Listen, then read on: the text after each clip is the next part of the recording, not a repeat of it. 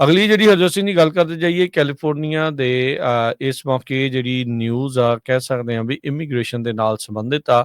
ਖੇਤੀਬਾੜੀ ਦੇ ਨਾਲ ਵੀ ਜਿਹੜੀ ਇਹ ਸੰਬੰਧਿਤ ਆ। ਕਹਿੰਦੇ ਵੀ ਰਿਊਟਰਸ ਜਿਹੜਾ ਇਸ ਟਾਈਮ ਰਿਊਟਰਸ ਇਹ ਰਿਪੋਰਟ ਕਰ ਰਿਹਾ ਆ ਵੀ ਇਮੀਗ੍ਰੇਸ਼ਨ ਰੇਟ ਦੇ ਕਰਕੇ ਬਹੁਤ ਸਾਰੀਆਂ ਜਿਹੜੀਆਂ ਫਸਲਾਂ ਆ ਅਨਹਾਰਵੈਸਟਡ, ਯਾਨੀ ਕਿ ਉਹਨਾਂ ਦੀ ਕਟਾਈ ਚੜਾਈ ਜਾਂ ਤੜਾਈ ਜਿਹੜੀ ਆ ਉਹ ਨਹੀਂ ਹੋ ਰਹੀ ਹੈਗੀ, ਜਿਹਦੇ ਕਰਕੇ ਕੈਲੀਫੋਰਨੀਆ ਦੇ ਜਿਹੜੇ ਫਾਰਮਸ ਆ ਉਹ ਇਸ ਟਾਈਮ ਖਤਰੇ ਦੇ ਵਿੱਚ, ਰਿਸਕ ਦੇ ਵਿੱਚ ਪੈ ਚੁੱਕੇ ਆ। ਇੱਕ ਫਾਰਮਰਸ ਨੇ ਜਿਹੜੇ ਰੋਇਟਰਸ ਦੇ ਨਾਲ ਗੱਲਬਾਤ ਕਰਦੇ ਹੋਏ ਕਿਹਾ ਵੀ ਆਈਸ ਦੇ ਚੱਲਦਿਆਂ ਉਹਨਾਂ ਦੇ ਜਿਹੜੇ ਕੰਮ ਆ ਉਹਨਾਂ ਵਿੱਚ ਡਰ ਦਾ ਮਾਹੌਲ ਇੰਨਾ ਕੁ ਜ਼ਿਆਦਾ ਆ ਵੀ 70% ਫੀਲਡਸ ਦੇ ਵਿੱਚ ਕੰਮ ਕਰਨ ਵਾਲੇ ਜਿਹੜੇ ਵਰਕਰਸ ਆ ਦੇ ਆਰ ਗੋਨ, ਵੀ ਉਹ ਕੰਮ ਦੇ ਉੱਤੇ ਨਹੀਂ ਆ ਰਹੇ ਹੈਗੇ। ਕਹਿੰਦੇ ਵੀ ਇਹ ਸਾਰਾ ਜਿਹੜਾ ਲੱਕ ਤੋੜਵਾਂ ਕੰਮ ਆ ਬਹੁਤਾਤ ਦੇ ਵਿੱਚ ਜਿਹੜੇ ਲੋਕ ਹਿਸਪੈਨਿਕ ਮੂਲ ਦੇ ਨਾਲ ਆ, ਮੈਕਸੀਕੋ ਤੋਂ ਜਿਹੜੇ ਆਉਂਦੇ ਆ, ਕਈ ਸੀਜ਼ਨਲ ਵਰਕਰ ਹੁੰਦੇ ਆ ਤੇ ਕਈ ਅਨਡਾਕੂਮੈਂਟਡ ਓਬਵੀਅਸਲੀ ਜਿਹੜੇ ਇਸ ਦੇ ਵਿੱਚ ਹੈਗੇ ਨੇ, ਜਿਹਦੇ ਕਰਕੇ ਉਹ ਲੋਕ ਡਰਦੇ ਮਾਰੇ ਹੀ ਨਹੀਂ ਆ ਰਹੇ। ਜਿੱਦਾਂ ਆਪਾਂ ਸਵੇਰੇ ਨਿਊਯਾਰਕ ਟਾਈਮਸ ਦੀ ਰਿਪੋਰਟ ਸ਼ੇਅਰ ਕੀਤੀ ਸੀ, ਉੱਥੇ ਤਾਂ ਜਿਹੜੇ ਹਿਸਪੈਨਿਕ ਮੂਲ ਦੇ ਜਿਹੜੇ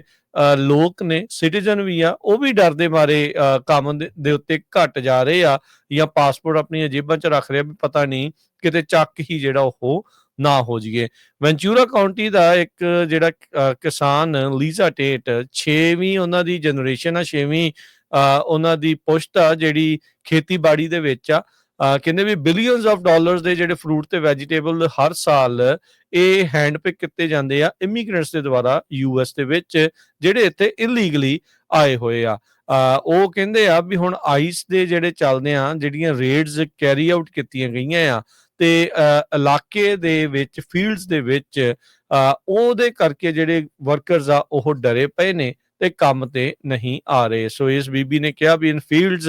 I would say 70% of the workers are gone, ਜਿਹੜੇ ਕੰਮ ਦੇ ਉੱਤੇ ਹੀ ਨਹੀਂ ਆ ਰਹੇ ਹੈਗੇ। ਕਹਿੰਦੇ ਵੀ ਬਹੁਤ ਸਾਰੇ ਜਿਹੜੇ ਕਿਸਾਨ ਆ ਇਸ ਟਾਈਮ ਉਹਨਾਂ ਦੇ ਲਈ ਬ੍ਰੇਕ ਈਵਨ ਕਰਨਾ ਕਾਫੀ ਜ਼ਿਆਦਾ ਮੁਸ਼ਕਲ ਬਣ ਚੁੱਕਾ ਆ ਤੇ ਕਹਿੰਦੇ ਟਿਪਿੰਗ ਪੁਆਇੰਟ ਦੇ ਉੱਤੇ ਇਸ ਟਾਈਮ ਅਸੀਂ ਪਹੁੰਚ ਚੁੱਕੇ ਹਾਂ ਤੇ ਕਹਿੰਦੇ ਵੀ ਸਾਡੇ ਲਈ bankruptcy, we can go bust.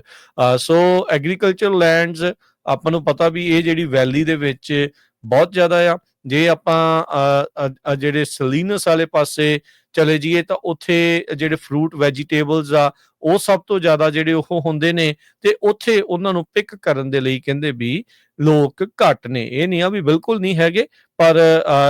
ਜਿਹੜੇ ਇਸ ਚੀਜ਼ ਦੇ ਨਾਲ ਸਥਿਤੀ ਦਾ ਫਰਕ ਪਿਆ। ਇੱਕ ਮੈਕਸੀਕਨ ਫਾਰਮ ਸੁਪਰਵਾਈਜ਼ਰ, ਉਹਨੇ ਨਾਮ ਤਾਂ ਨਹੀਂ ਦੱਸਿਆ, ਕਹਿੰਦੇ ਵੀ ਇੱਕ ਫੀਲਡ ਪ੍ਰਿਪੇਅਰ ਕੀਤੀ ਜਾ ਰਹੀ ਸੀ, ਸਟ੍ਰਾਬੇਰੀਜ਼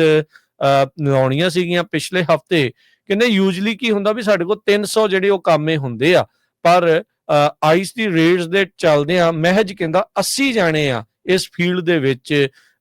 ਜਿਹੜੇ ਉਹ ਆਏ। ਇੱਕ ਹੋਰ ਸੁਪਰਵਾਈਜ਼ਰ ਕਹਿੰਦਾ ਵੀ ਉਹਦੇ ਕੋਲ 80 ਜਾਣੇ ਹੁੰਦੇ ਆ ਤੇ ਉਹਦੇ ਵਿੱਚੋਂ ਮਹਿਜ 17 ਜਾਣੇ ਜਿਹੜੇ ਆ ਉਹ ਆਏ। ਸੋ ਓਵਰਆਲ ਜਿਹੜੀਆਂ ਆਈਸ ਦੀਆਂ ਰੇਟਸ ਆ ਐਗ ਇੰਡਸਟਰੀ ਦੇ ਲਈ, ਖਾਸ ਕਰਕੇ ਆਪਾਂ ਜੇ ਕੈਲੀਫੋਰਨੀਆ ਦੀ ਗੱਲ ਕਰੀਏ ਤਾਂ ਕਾਫੀ ਬੈਡ ਉਸ ਦੀ ਸਥਿਤੀ ਜਿਹੜੀ ਉਹ ਬਣ ਰਹੀ ਹੈਗੀ ਆ ਤੇ ਬੈਡ ਫਾਰ ਕਹਿੰਦੇ ਵੀ ਬਿਜ਼ਨਸ ਆ, ਸਪਲਾਈ ਚੇਨ ਦੇ ਉੱਤੇ ਓਵਰਆਲ ਅਸਰ ਪਊਗਾ ਤੇ ਐਗ ਇੰਡਸਟਰੀ ਦੇ ਉੱਤੇ ਇਸ ਦਾ ਕਾਫੀ ਬੈਡ ਅਸਰ, ਮਾੜਾ ਅਸਰ ਪੈ ਸਕਦਾ ਹੈ।